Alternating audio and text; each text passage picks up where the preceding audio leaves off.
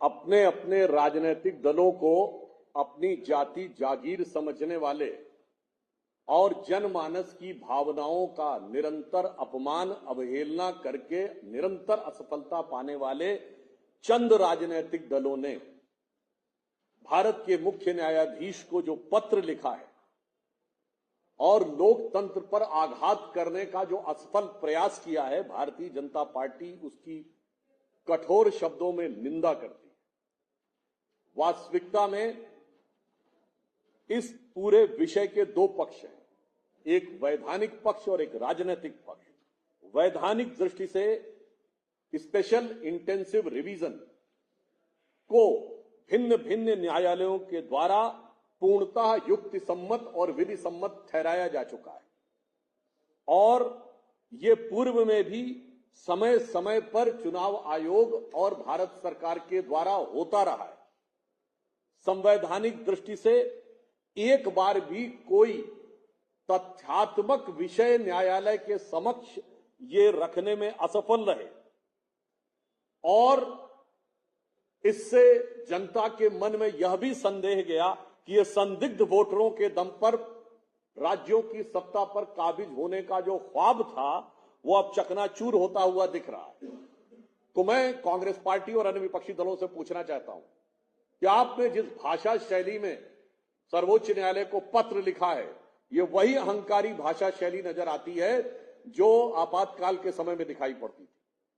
मैं कांग्रेस पार्टी से पूछना चाहता हूं, क्या यह सच नहीं है कि केरल में आप ही के एक बड़े नेता शशि थरूर जी एक टीवी कार्यक्रम में बोल रहे हैं, उनका वीडियो अवेलेबल है, जिसमें उन्होंने कहा है कि एसआईआर के द्वारा जो वोटर रिवीजन हुआ उससे कांग्रेस को फायदा हुआ केरल में, चूंकि कम्युनिस्ट पार्टियों ने जो फेक वोटर्स बना रखे थे वो डिलीट हो गए।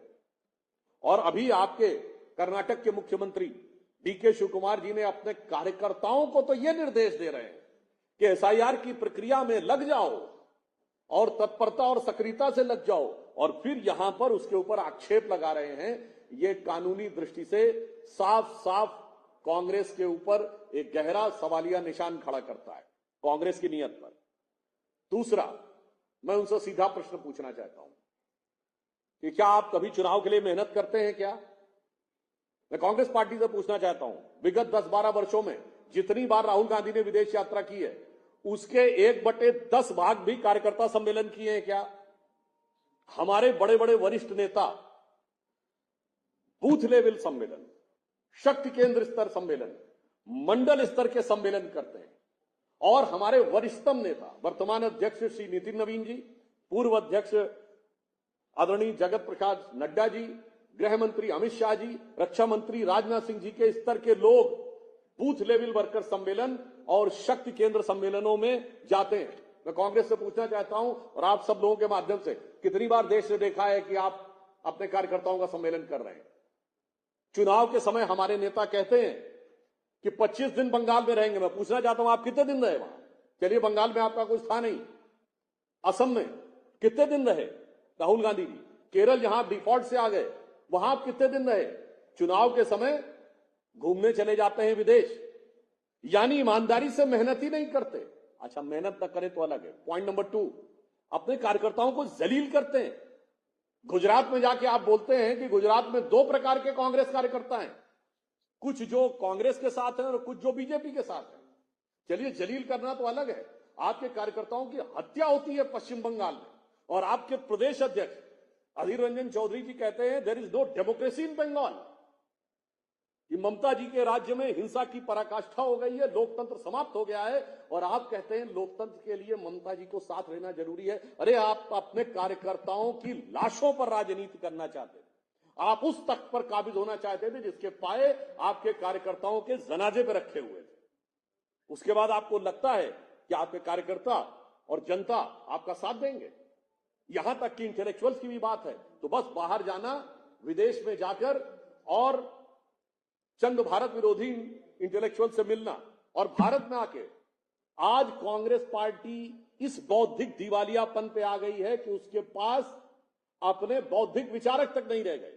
ताल कटोरा स्टेडियम में चंद घोषित हिंदू विरोधी तथा कथित स्वयंभू बुद्धिजीवियों को खड़ा करके आप सोचते हैं कि ताली बजवाकर आपको राज मिल जाएगा, तो भारत की प्रबुद्ध जनता अब पूरी तरीके से समझदार हो गई और इस प्रकार से जो कांग्रेस पार्टी करने का प्रयास कर रही है, उसके लिए मैं कहना चाहूंगा कि देश की प्रबुद्ध जनता भली भांति समझती है कांग्रेस पार्टी की स्थिति क्या है। ये अपने आलस्य, अकर्मण्यता और अक्षमता के लिए लोकतंत्र को अपमानित करने में लगे। इनकी स्थिति वो है जो आप लोगों ने सुना होगा कि एक आलसी व्यक्ति पेड़ के नीचे लेट जाए, आम के पेड़ के नीचे, आम का सीजन चल रहा है, और मुंह खोल के लेटा रहे और कहे मेरे मुंह में अपने आप आम गिरना चाहिए, और जब आम ना गिरे और दूसरा व्यक्ति पेड़ पे जाकर उस आम को तोड़ लेकर देखो देखो कितनी बेईमानी हो रही है। भाई साहब, आप हाथ ऊपर उठाइए। तो इसलिए मैं कांग्रेस पार्टी से कहना चाहूंगा कि भाई उठ जाग मुसाफिर भोर भई, अब रैन कहां जो सोवत है, और जो सोवत है वो खोवत है। आप तो मस्त होके पड़े रहते हैं।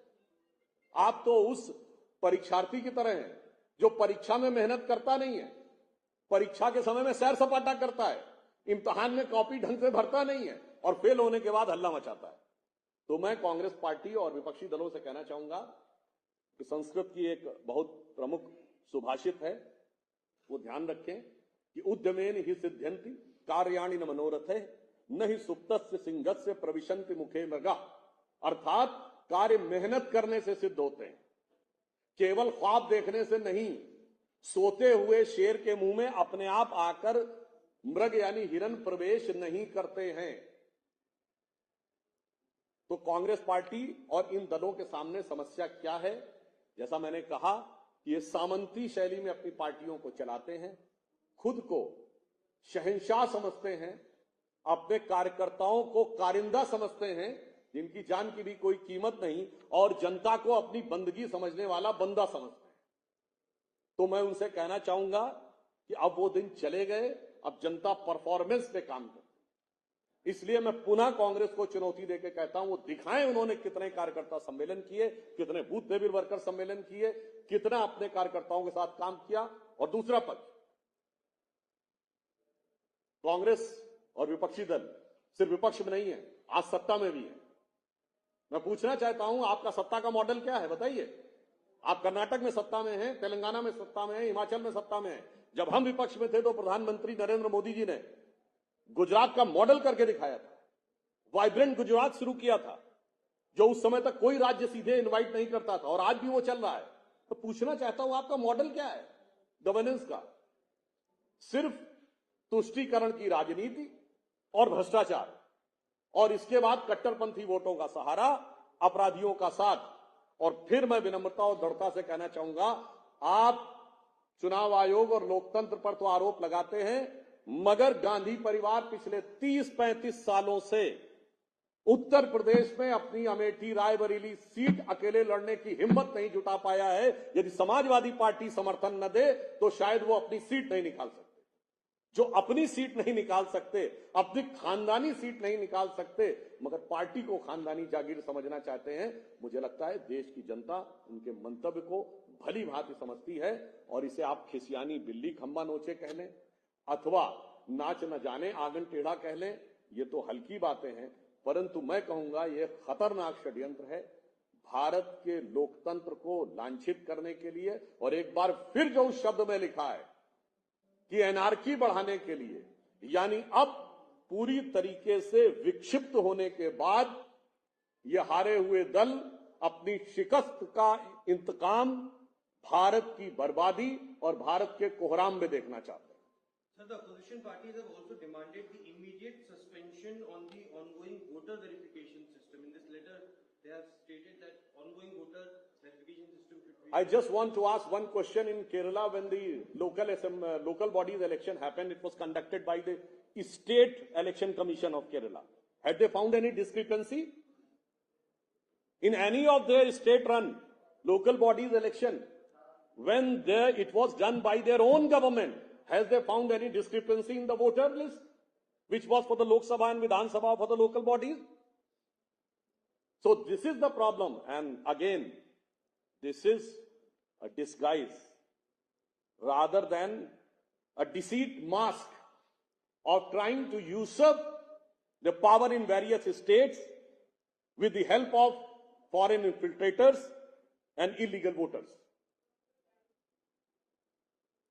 क्योंकि इनका मुख्य लक्ष्य है कि ये सनातन धर्म विध्वंसक और घुसपैठिया संरक्षक है।